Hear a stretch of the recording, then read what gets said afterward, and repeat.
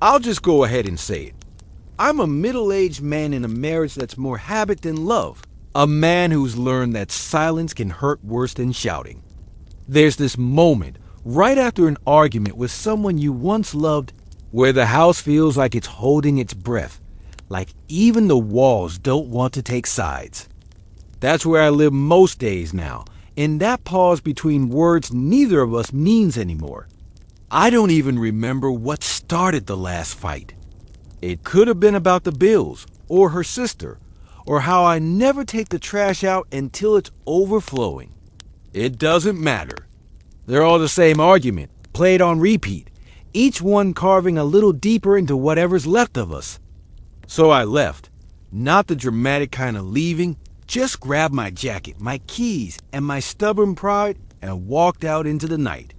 Usually, I de-drive until the lights of our town fade into the dark hills and get a cheap motel room.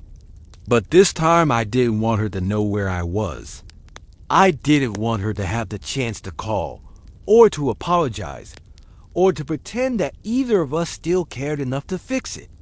I had somewhere else in mind, a property I bought years ago and never used. A concrete block of a building sitting in the middle of nowhere. It had once been a shooting range or maybe a training facility. The paperwork wasn't clear. It didn't matter. It was mine, and more importantly, it was empty. And that night, I wanted empty. The farther I drove, the less the world seemed to exist. Houses gave way to fields, fields to trees, and trees to the kind of wilderness that doesn't have an owner anymore. The asphalt turned to gravel, and the radio lost its signal halfway through a song I didn't even like. I didn't turn it back on. The silence felt more honest. Somewhere behind me, a line of thunder rolled over the hills. The sky had gone that strange, heavy shade of gray that looks like it's about to cave in. I checked my phone, no signal, and grinned despite myself. Perfect. When I finally turned off onto the dirt access road, I felt something in me unclench. The place sat at the end of a half-mile stretch that hadn't seen maintenance in years. The weeds were knee-high on both sides, and the mailbox leaned like it had given up decades ago. The building was just as I remembered it. Gray, boxy, and ugly in a comforting sort of way. It looked like it had been poured straight out of the earth. A bunker pretending to be a business. I parked in the crack lot just as the first drops of rain started hitting the windshield. For a minute, I just sat there, watching the storm move in.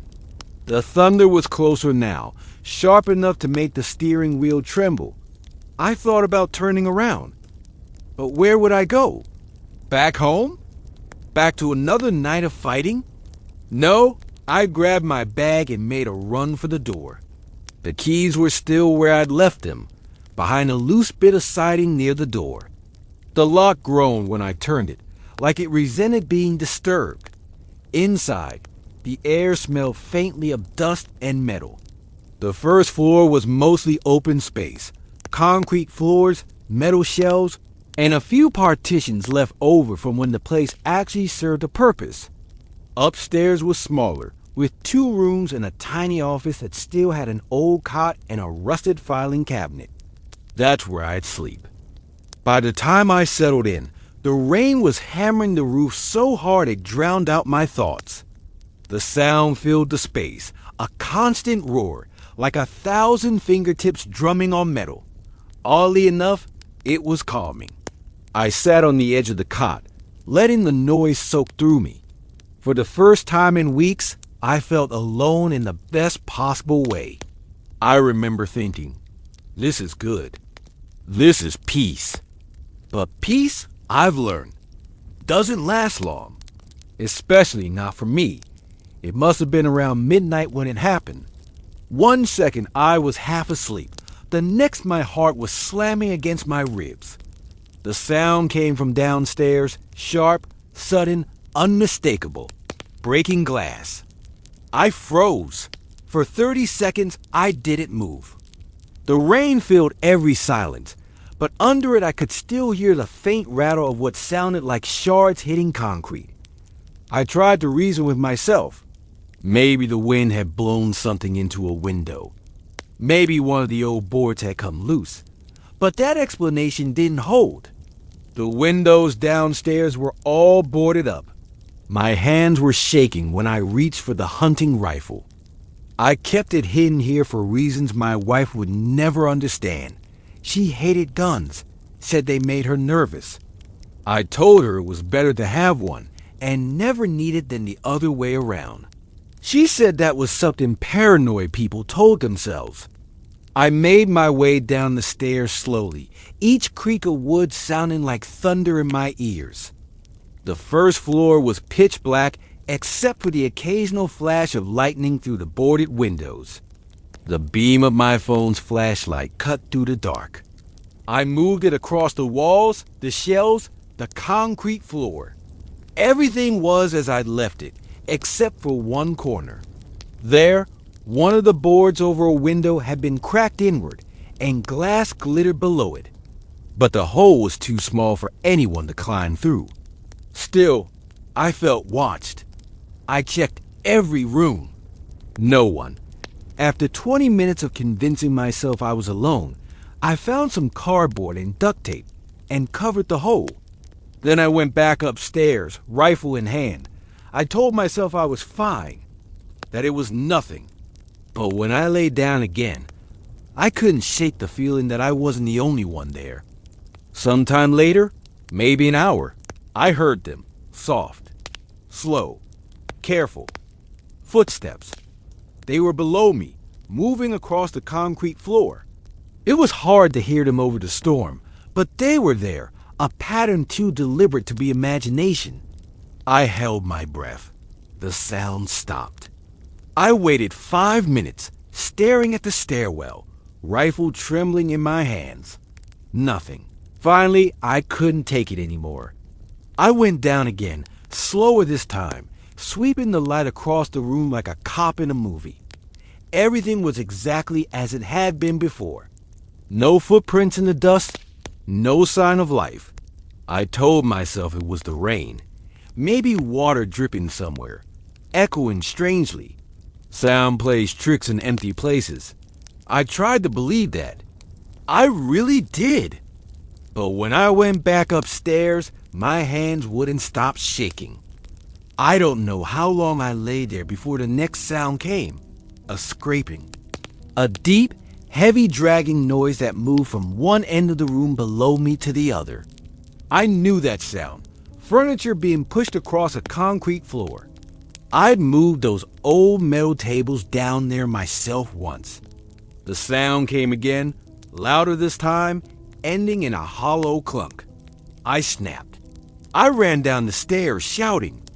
I flipped every light switch I could find, the rifle ready. "Who's there?" My voice echoed back at me. Nothing. Everything was where it should be. The tables hadn't moved.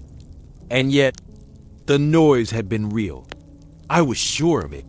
For the first time that night, anger gave way to something colder, fear that felt like static in my veins. I started thinking about the windows again, about the storm, about how no one should have been able to get in. And then another thought came, uninvited. What if no one had? I stood there, heart pounding, until the fear turned into something unbearable. Then I made my choice. I left. The rain was coming down in sheets when I got outside. The storm had turned the access road into a river of mud. I didn't care. I just drove.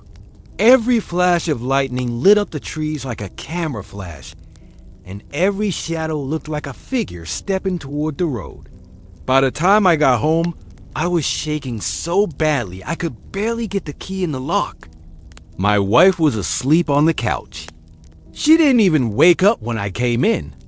For a long time, I stood there watching her breathe, wondering if I should tell her what happened. I didn't. Instead, I took a shower, got into bed, and stared at the ceiling until morning. 3 days passed before I went back. I told myself I needed to check the property, make sure no one had actually broken in. But deep down, I just needed to know if I'd lost my mind. When I got there, the place looked untouched. The cardboard I taped over the broken window was still there. The mud outside was undisturbed except for my tire tracks. Inside, everything was exactly as I'd left it. But when I went upstairs to the office, I noticed something I hadn't before. On the cot, where I'd been sleeping, there was a single perfect footprint in the dust. Not mine. Smaller, barefoot. I stood there staring at it for a long time, trying to breathe, trying to make sense of it. Eventually, I convinced myself it must have been there before. Maybe I'd missed it in the dark. Maybe. That's what I tell myself now anyway, because the alternative is worse. The alternative means I really did hear someone down there, someone who never left. I had a camera installed the next week, a motion sensor that uploads video to my phone. I haven't told my wife. She still thinks I'm spending extra nights at work. Most nights, the feed is empty. But sometimes, just sometimes, I get a notification around midnight. I'll open the app, and there'll be a short clip, just a few seconds long. The lights are off, and all you can see is the faint outline of the room in night vision. And then, right before the clip ends, something moves. A flicker, a shadow, a blur too quick to identify. It's probably nothing. Probably. But every time I watch one of those clips, I feel that same cold wash over me, the same instinct that told me to run that night. And I start to wonder, maybe peace was never what I found out there. Maybe I just stumbled into a place where silence listens back.